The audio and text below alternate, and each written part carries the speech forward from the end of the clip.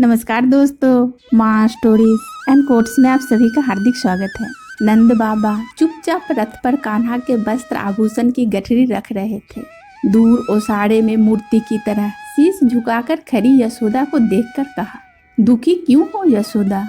दूसरे की वस्तु पर अपना क्या अधिकार?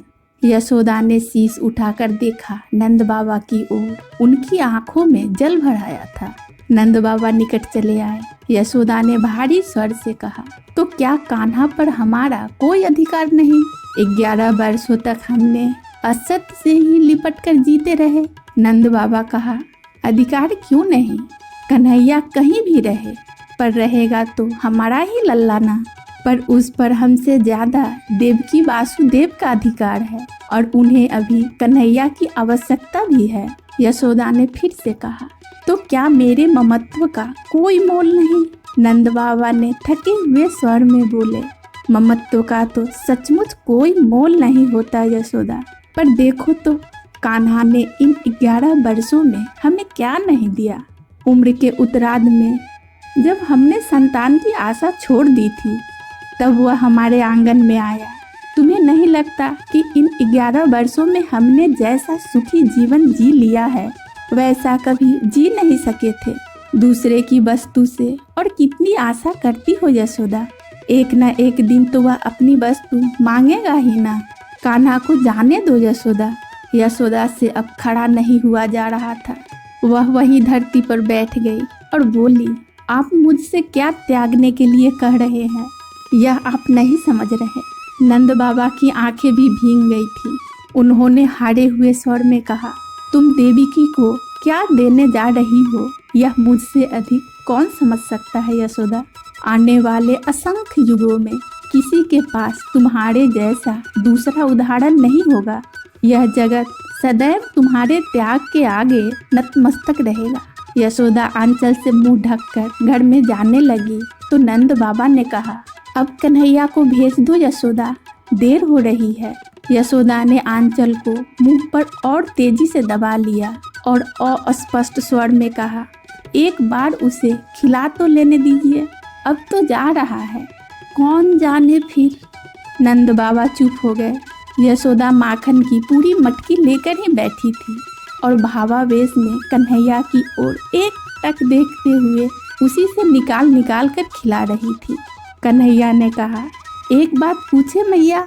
यशोदा ने जैसे आवेश में ही कहा, पूछो लल्ला, तुम तो रोज मुझे माखन खाने पर डांटती थी न मैया, फिर आज अपने ही हाथों क्यों खिला रही हो? यशोदा ने उत्तर देना चाहा, पर मुंह से स्वर न फूट सके। वह चुपचाप खिलाती रही। कन्हैया ने पूछा, क्या सोच रही हो मैया? यशोदा ने अपने आंसुओं को रोककर कहा, सोच रही हूँ कि तुम चले जाओगे तो मेरी गैया को कौन चराएगा। कन्हैया ने कहा, तनिक मेरी सोचो मैया, वहाँ मुझे इस तरह माखन कौन खिलाएगा?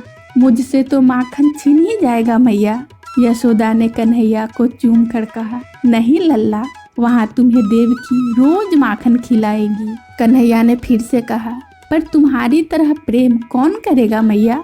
अब की बार यशोदा कृष्ण को स्वयं से लिपटाकर फपक पड़ी। मन ही मन कहा, यशोदा की तरह प्रेम तो सचमुच कोई नहीं कर सकेगा लल्ला, पर शायद इस प्रेम की आयु इतनी ही थी। कृष्ण को रथ पर बिठाकर अक्रू के संग नंद बाबा चले तो यशोदा ने कहा, तनिक सुनिए ना, आपसे देवकी तो मिलेगी ना, उससे कह दीजिएगा लल्ला तनिक नटखट है, पर कभी मारेगी नहीं। नंद बाबा ने मुंह घुमा लिया। यशोदा ने फिर से कहा, कहिएगा मैंने लल्ला को कभी धूप से भी नहीं छुआ, हमेशा हृदय से ही लगा कर रखा है। नंद बाबा ने रथ को हाँक दिया।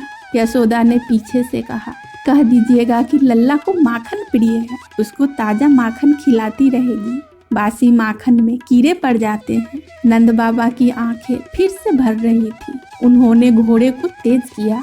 यशोदा ने तनिक तेज स्वर में फिर से कहा, कहिएगा कि बड़े बड़े कौड़ उसके गले में अटक जाते हैं, उसे छोटे छोटे कौड़ ही खिलाएगी। नंद बाबा ने घोड़े को जोर से हाँक लगाई। रथ धूल उड़ाते हुए बढ़ चला। यशोदा वहीं जमीन पर बैठ गई और फपक कर कहा, कृष्ण से भी कहिएगा कि मुझे स्मरण रखेगा। उधर रथ पर बैठे कृष्ण ने मन ही मन कहा, तुम्हें यह जगत सदैव स्मरण रखेगा मैया। तुम्हारे बाद मेरे जीवन में जीवन बचता ही कहाँ है। लीलाएं तो ब्रज में ही छूट जाएगी।